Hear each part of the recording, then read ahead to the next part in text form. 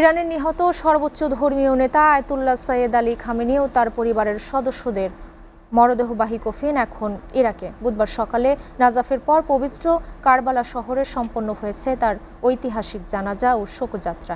এই শেষ বিদায় অনুষ্ঠানে জনসমুদ্রে পরিণত হয় নাজাফ ও কারবালার রাজপথ। ইরাক থেকে পাওয়া তথ্য ও ছবিতে আরাফাত হোসেনের প্রতিবেদন।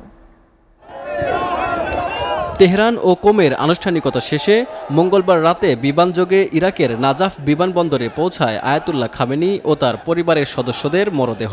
সেখানে ইরানি প্রেসিডেন্ট মাসুদ পেজেশকিয়ান এবং মরহুম নেতার বড় ছেলে মোস্তফা খামেনি কফিনগুলো গ্রহণ করেন। খামেনির স্মরণে বুধবার ইরাকে সাধারণ ছুটি ঘোষণা করে দেশটির সরকার।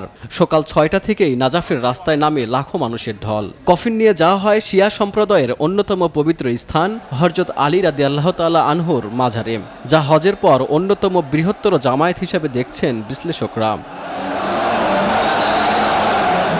নাজাফের প্রক্রিয়া শেষে কফিন নিয়ে যাওয়া হয় পবিত্র কারবালা শহরে। বুধবার সকালে ইমাম হোসেন রাদিয়াল্লাহু তাআলা আনহুর পবিত্র মাজার প্রাঙ্গণে খামেনি ও তার পরিবারের সদস্যদের জানাজা ও শেষ বিদায় অনুষ্ঠান সম্পন্ন হয়। ঐতিহাসিক এই বিদায় অনুষ্ঠানকে ইরাক ও ইরানের গভীর আধ্যাত্মিক বন্ধনের বহিঃপ্রকাশ বলে উল্লেখ করেছেন ইরানের কুদস ফোর্সের প্রধান জেনারেল ইসমাইল কাওয়ানি। সাধারণ মানুষ একে দেখছেন সাম্রাজ্যবাদ বিরোধী নেতার প্রতি শ্রদ্ধা হিসাবে।